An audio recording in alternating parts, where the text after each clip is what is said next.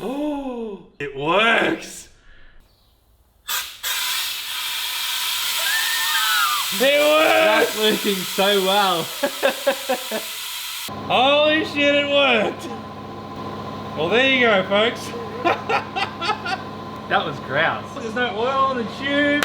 Hell yeah, I'm wrapped in that. I must admit, that was cool. These things suck. Just to fill my diff, I reckon it took me a solid half an hour. It only gets this much, and then you got to pump it out, and it's not as easy as, it doesn't go as easy as this when it's sucking oil up, especially.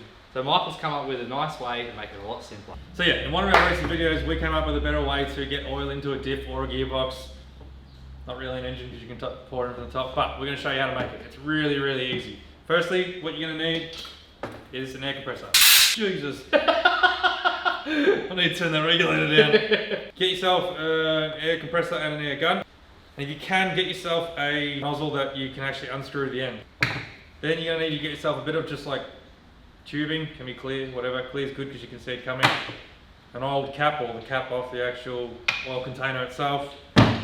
In this case, I'm going to use a little brass fitting to actually screw into the end of my air nozzle here. Hose clamp, just a little bit of rod, maybe even just like a coat hanger, and a couple of cable ties. So, how to make it. Get your cap here, and you want to drill 2 holes. One hole is to fit through this brass fitting, whatever that is, drill it to the same size.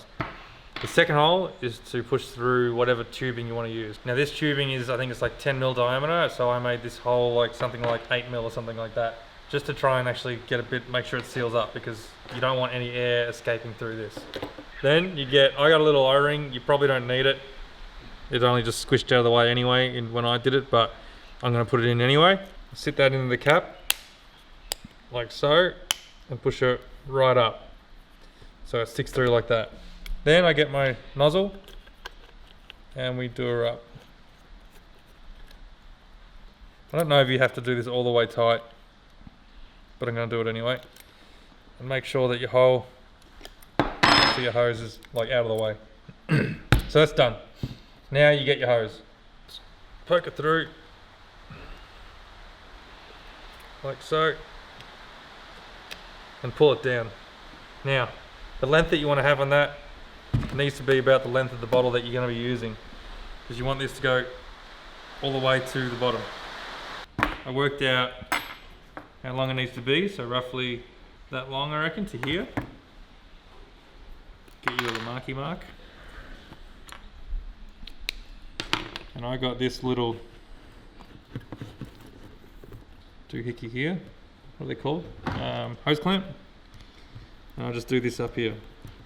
Why do you do that, Michael? The reason why I do that is that if you happen to pull on the hose, you don't pull it up, so it's no longer getting the bottom of your container. Right, now this is just something I did. You probably don't need to do it, but it'll probably still work without it, but I just did this just to try and see how that wants to curl up into its natural state. I just use these to try and stop it from doing that as best you can. Probably not necessary, but just means that you should be able to get your last drop of oil, or close to your last drop of oil. Snip off your ends. Always snip your cable ties.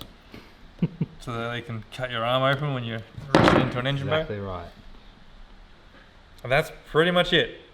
That's as complicated as it gets. So, now we try her out with a little demonstration here. Get this, plop her on in. The hardest bit is just doing this up. You could probably refine this a bit more, this cap, but it works. Get your air, plug your air in, and then I might need you to hold the bottle. Now the only thing I found you have to do, because this cap is a little bit weak, is just hold the top of the cap, and you only need to put a little bit of air pressure in there.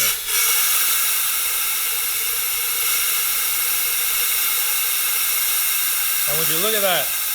It works. Works pretty good still, doesn't it? I'm not going to fill the whole thing because this is actually good oil. I don't want to waste it. But you get the idea, it works. So yeah, that's that. That's how it works. It's really easy, really cheap, and saves a hell of a lot of time. Well, it took us a minute or so, or maybe a minute and a half to fill that gearbox the other day, which is probably It took like 4 litres. Yeah. But yeah, it works really well. And the best bit is it's clean. Like, you're not dropping oil over yourself, you're not pumping oil in, and you don't have to go back a million times. So anyway, we had a few questions on how you do that, so we just wanted to show you how we did it basically, and that's how you do it. This is the real test. 80 to 90 weight oil, will it do it? For your diffs. Yes, it will. Well, there you go. There we go. This is a pretty empty bottle, so it's picking up a little bit of air, but it's working. Well, that's just changed my life. Any GQ Patrol owners out there that have tried to fill a front diff that's like 5.4 litres of diff oil, here you go. And boom, oil is gone. That works really well.